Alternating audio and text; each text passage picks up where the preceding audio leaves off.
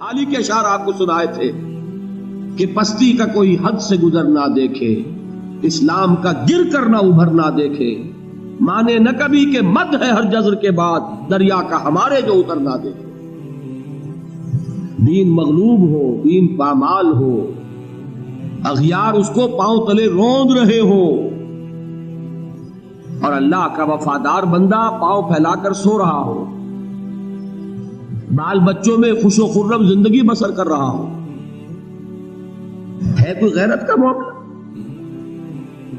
اقیم الدین ولا تتفرقوا فیہ، یہ دین قائم ہونے کے لیے آیا، قائم کرو۔ اقامت دین اسی کا نام ہے جو آخری تقریر کا موضوع ہے۔ تو اس کا طریقہ کار کیا ہے؟ آج نہ بتا رہا ہوں، یہ تیسری چھت ہے، تکبیر رب، اقامت دین۔ تیسرا لفظ کیا ہے؟ اظہار دین۔ اظہار کے لفظی معنی کیا ہے؟ غلبہ، دین کو غالب کرنا۔ هو الذی ارسل رسولہ بالہدی ودین الحق لیظہرہ علی الدین کلہ ولو کرہ المشرکون۔ سورہ صف میں بھی آیت آئی، سورہ توبہ میں بھی آئی، سورہ فتح میں آئی ہے، آخری ٹکڑا مختلف ہے، وَكَفَى بِاللَّهِ شَهِيدًا، باقی پوری آیت میں ہے۔ ہم نے اپنے رسول کو بھیجا اس لیے الہدا دے کر، قرآن حکیم اور دین حق دے کر، تاکہ غالب کرے اسے کل کے کل دین پر۔ سمجھی بات؟ اظہار دین کے کیا معنی؟ دین اللہ کا غالب ہو جائے پورے نظام زندگی پر، کوئی حصہ زندگی کا خالی نہ رہے۔ چوتھی اصطلاح یہ سورہ بقرہ میں آئی ہے اور سورہ انفال میں۔ سورہ انفال میں زیادہ پرسکو الفاظ ہیں، وَقَاتِلُوهُمْ حَتَّى لَا تَكُونَ فِتْنَةٌ وَيَكُونَ الدِّينُ كُلُّهُ لِلَّهِ۔ اے مسلمانوں، جنگ کرو اللہ کے دشمنوں سے یہاں تک کہ فتنہ اور فساد فروغ ہو جائے اور دین کل کا کل صرف اللہ کے لیے ہو۔ سمجھ رہے؟ فتنہ اور فساد کیا ہے؟ موٹی سی بات سمجھیے۔ آپ کہیں کہ صاحب امریکہ میں تو کوئی فتنہ نہیں، کوئی فساد نہیں، اور فلاں سوسائٹی تو بڑی پرامن ہے۔ اصل فتنہ کیا ہے؟ اگر ڈاکوؤں کے ڈیرے میں امن ہے تو کیا اسے امن کہا جائے گا؟ بات سمجھیے، اصل فتنہ کیا ہے؟ یہ زمین کس کی ہے؟ اس پر حکومت کس کی ہونی چاہیے؟ جو اپنی حکومت جما رہا ہے وہ کون ہے؟ باغی۔ کیوں ڈر رہے ہیں آپ؟ جو یہ کہے کہ مجھے اختیار ہے جو چاہوں کروں، وہ کون ہے؟ باغی۔ اور جو اللہ کا وفادار ہے اس کی کیا ذمہ داری ہوگی؟ اس بغاوت کا سر کچلنا۔ اگر نہیں کچلتا تو کیا شمار ہوگا؟ وہ بھی باغی کا ساتھی۔ جو باغی کو برداشت کرے، ایبیٹمنٹ کہلائے گی، یہ جرم کی اعانت کہلائے گی۔ یہ دو اور دو چار کی طرح سمجھیے، پھر سمجھیے زمین کس کی؟ Who is the rightful ruler of this world؟ اللہ۔ کس کو حق پہنچتا ہے کہ اس کا قانون چلے؟ کوئی اور اپنا چلوائے تو کون؟ باغی۔ اور جو اللہ کا وفادار ہے اس کا فرض کیا؟ اس باغی سے نبرد آزمائی، اس کا سر کچلنا اور اللہ کے دین کو، اللہ کی حکومت کو قائم کرنا۔ وَقَاتِلُوهُمْ حَتَّى لَا تَكُونَ فِتْنَةٌ وَيَكُونَ الدِّينُ كُلُّهُ لِلَّهِ۔ جنگ کرو ان سے یہاں تک کہ بغاوت، فتنہ، فساد ختم ہو جائے، قلع قبا ہو جائے، اور دین کل کا کل اللہ کے لیے۔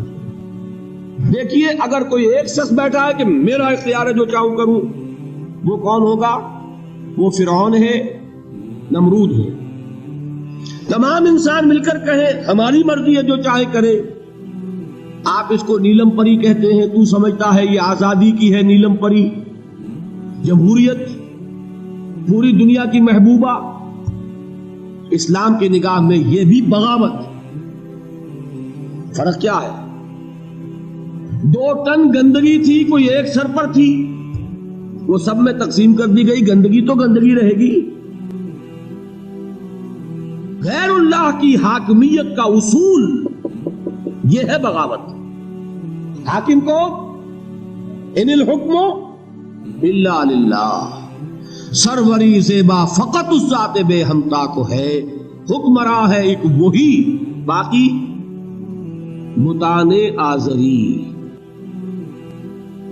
اللہ کے دین کو قیام کہہ لیں، اللہ کی بڑائی کا نظام کہہ لیں، دین کا غلبہ کہہ لیں، کل دین اللہ ہی کے لیے ہو جائے.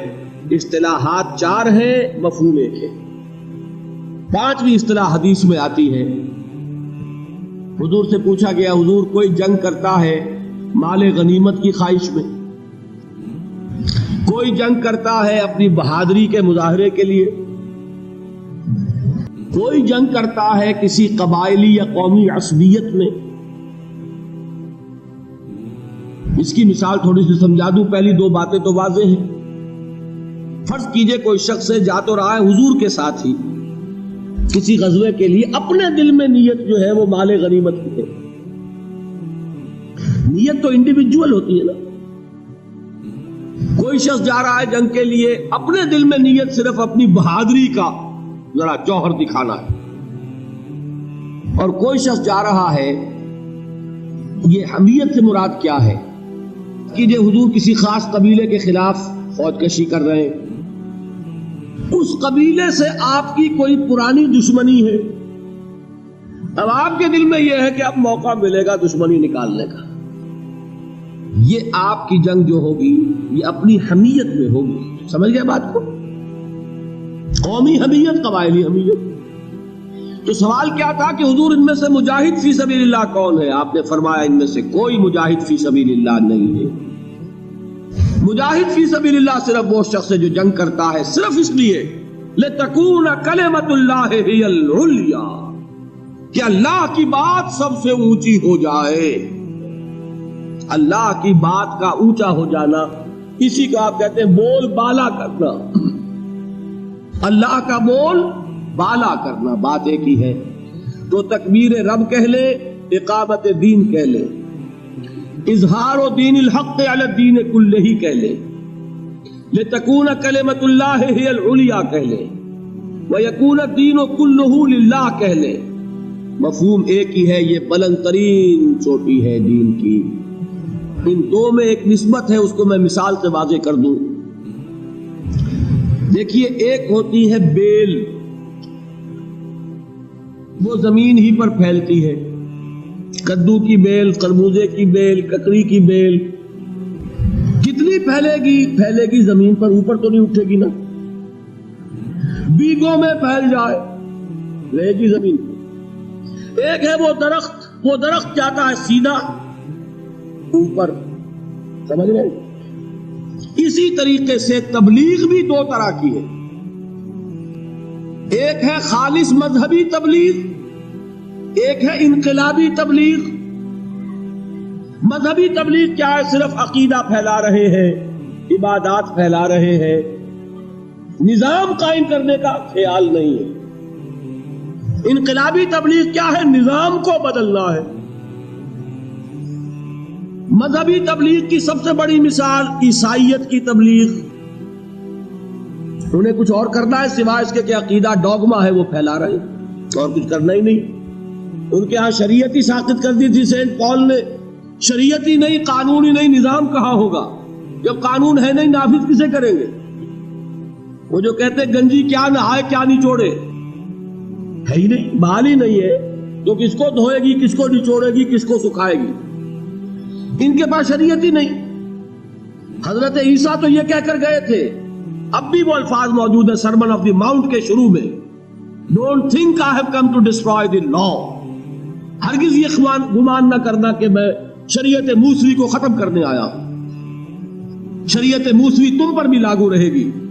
لیکن سینٹ پال نے بیک جنبش قلم شریعت کو ساقط کر دیا. موجودہ عیسائیت حقیقت میں پالزم ہے، عیسائیت ہے ہی نہیں. اس پالزم میں شریعت نہیں ہے. شریعت نہیں تو نافذ کسے کریں؟ دیکھیے، فرض کیجئے اسلام میں شریعت نہ ہوتی تو پھر تو ایک اللہ اور رسول کا نام ہی پھیلانا تھا نا، اور تو ہمیں کچھ کرنا ہی نہیں تھا. یہاں سارا معاملہ کیا شریعت ہے، قانون ہے، نظام ہے. تو اللہ اس کے رسول کے نام کو پھیلاؤ، پیغام کو پہنچاؤ اور اللہ کے دین کو قائم کرو. وہ قائم کرنے کی مثال دنیاوی سطح پر آپ لیں گے. خالص مذہبی تبلیغ کی مثال عیسائیت کی تبلیغ، انقلابی تبلیغ کی مثال کمیونزم کی تبلیغ. کمیونسٹ بھی تبلیغ کرتا ہے کہ نہیں؟ لوگوں کو ہم خیال بناتا ہے کہ نہیں؟ کروڑوں اور اربوں ڈالر کا لٹریچر رشیا سے چھپ کر آتا ہے کہ نہیں؟ کیوں آتا؟ تبلیغ ہے نا. لیکن یہ تبلیغ کس لیے ہے؟ کمیونسٹ سسٹم کو نافذ کرنے کے لیے، انقلاب برپا کرنے کے لیے، جمہوری یا سیاسی یا دوسرے جو بھی سرمایہ دارانہ جمہوری نظام ہے ان کو ختم کرنے کے لیے. یہ مقصد ہے کہ نہیں؟ یہ تبلیغ ہے انقلابی تبلیغ، وہ تبلیغ ہے مذہبی تبلیغ.